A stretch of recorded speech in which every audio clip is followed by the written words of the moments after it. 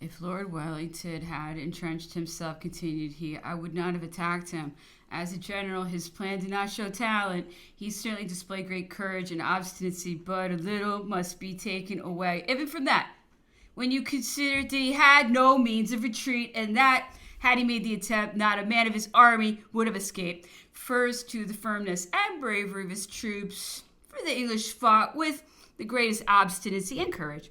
He is principally indebted for the victory and not to his own conduct as a general. And next, to the arrival of Blucher, to whom the victory is more to be attributed than to Wellington, and more credit due as a general because he, though beaten the day before, assembled his troops and brought them into action in the evening.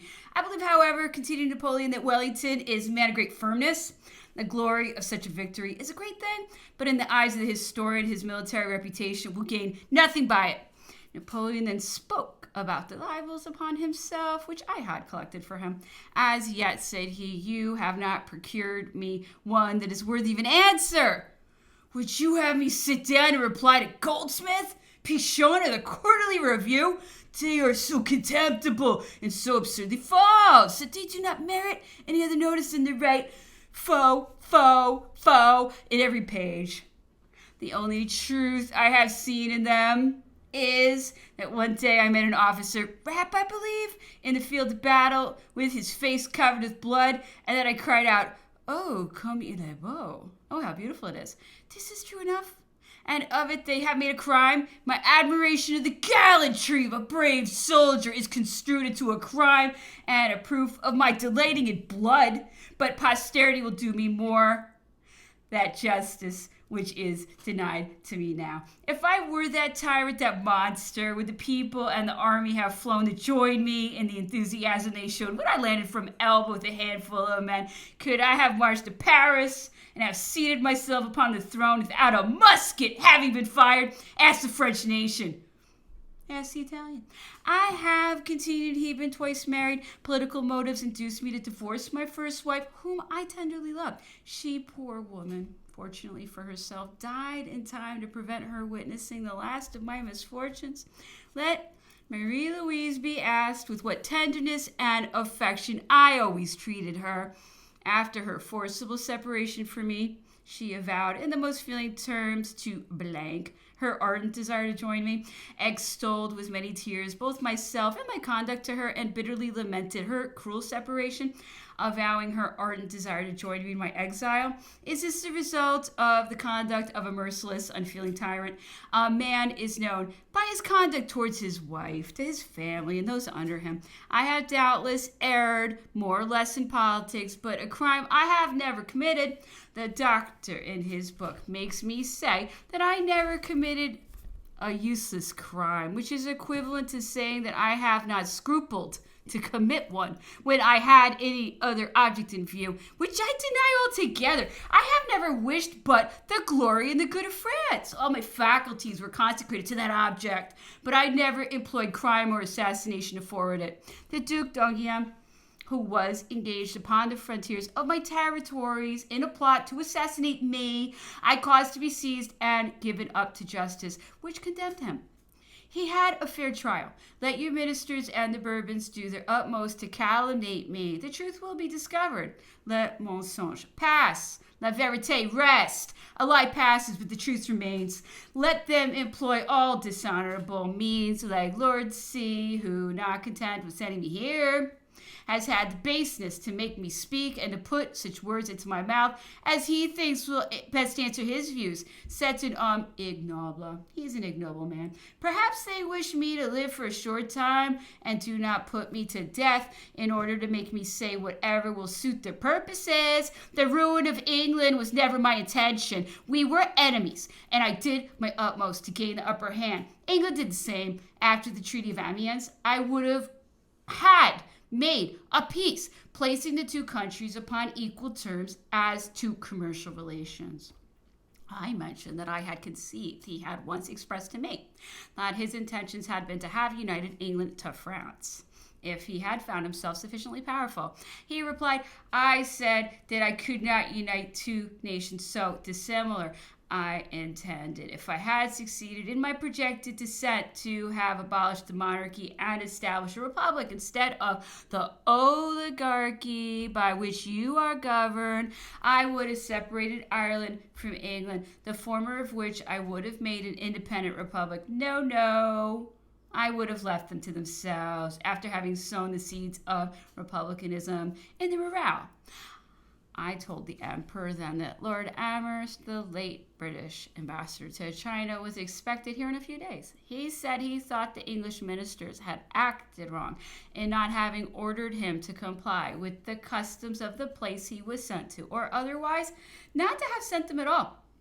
I observed that the English would consider it as debasing to the nation if Lord Amherst had consented to prostrate himself in the manner required, that if such a point was conceded, the Chinese would probably not be contented and would require similar ceremonies to be performed as those insisted upon by the Japanese and complied with so disgracefully by the Dutch, that besides Lord Amherst was willing to pay the same obeisance to the emperor as he would do to his own king. Napoleon replied, "It's quite a different thing. One is a mere ceremony performed by all the great men of the nation to their chief, and the other is a national degradation required of strangers, and of strangers only. It is my opinion that whatever is the custom of the nation and is practiced by the first characters of that nation towards their chief cannot degrade strangers who perform the same. Different nations have different customs. In England, you kiss the king's hand at court. Such a thing in France would be considered ridiculous, and the persons who did it would be held up to public scorn. But still, the French ambassador who performed it in England would not be considered to have degraded himself. In England, some 100 years back, the king was served kneeling. The same ceremony now takes place in Spain. In Italy, you kiss the Pope's toe, yet it is not considered as a degradation. A man who goes into a country must comply with the ceremonies in use there, and it would have been no degradation whatever for Lord Amherst to have submitted to such ceremonies before the Emperor of China as are performed by the first mandarins of that empire. You say that he was willing to render such respect as was paid to his own king. You have no right to send a man to China to tell them they must perform certain ceremonies because such are practiced in England. Suppose now, for the sake of example, that it were the custom in England, instead of kissing the king's hand, that he should offer his breech to be kissed by those who were presented to him. Why then, forsooth, the Emperor of China must let down his breeches because it was a practice in England? These observations were delivered with such suitable action and significant gestures that I could not help giving vent very freely to laughter for some moments, in which the emperor very good-humoredly joined in. If I, continued he, had sent an ambassador to China, I would have ordered him to make himself acquainted with the ceremonies performed before the emperor by the first mandarins, and if required, to do the same himself, no more. Now, perhaps you will lose the friendship of the nation and great commercial advantages through this piece of nonsense. I said that we could easily compel the Chinese to grant good terms by means of a few ships of war, that, for example, we could deprive them altogether of salt by a few cruisers properly stationed. Napoleon replied, "It would be the worst thing you have done for a number of years to go to war with an immense empire like China and possessing so many resources. You would doubtless, if first succeed, take what vessels they have and destroy their trade, but you would teach them their own strength. They would be compelled to adopt measures to defend themselves against you. They would consider and say, 'We must try to make ourselves equal to this nation. Why should we suffer a people so far away to do as they please to us? We must build ships. We must put guns into them. We must render ourselves equal to them.' They would," continued the emperor, "get artificers and build ships from France and America and even from London. They would build a fleet in the course of time to defeat you." I observed that it was likely Lord Amherst would wait upon him. Napoleon replied, "If he is to be presented by the governor, or if the latter sends one of his staff with him, I will not receive him. If he comes with the admiral, I shall. Neither will I receive the new admiral if he is to be introduced by the governor. In this last letter, There's an insult to us. He says that we may go around by Miss Mason's, but that we must not go off the main road. Where is this main road? I never could find any. If I were obliged to step aside a few yards for any occasion, I should be exposed to be shot at by a sentinel. The admiral, when he was here last, spoke like his advocate and wanted me to receive him with Lord Amherst. I would not receive my own son if he were to be presented by him. 27th, Napoleon in his bath gave me some explanations touching what had been said of his having kept secret from his soldiers in Egypt for a long time that the plague had gotten to the army. I said he once touched a soldier in the hospital who was infected with a view to convince the troops that the disease was not the plague. And I believe that I succeeded for 15 days in persuading them that it was only a fever with buboes.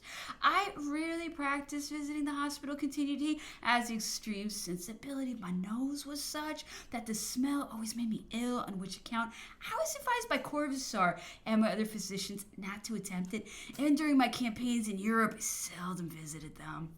29th, the emperor, again in his bath, conversed about the English manufacturers, blamed the ministers for not having availed themselves of circumstances that had existed to make a favorable commercial treaty with Spain and Portugal. If, added he, I were now on the throne of France, Ferdinand would be my friend. As long as the Spaniards and Portuguese retain their colonies in South America, so long will they be against England. The world is too enlightened to allow you to usurp the whole of the trade and manufactures. I myself, during my reign, gave up near 500 convents without any payment to individuals on the sole condition of their engaging to establish a manufactory in each. Moreover, I lent them out of my own pocket upwards of 50 millions of francs to enable them to go on, which they were to retain for 9 years without paying any interest, after which term the principal was to be returned. In England, your machines are so numerous that in a short time you would have had no occasion for hands. I observed that the prevalence of machinery was one cause of the great distress in England. But, replied Napoleon, you are obliged to have recourse to the aid of machinery because the necessaries of life are twice as dear in England as on the continent, and your tax is 6 times greater, and also because other nations have them. Otherwise, you could not have sold your manufactures as cheap as they could, and consequently would not find purchasers. In Germany and Switzerland, for example, there were a great number of machines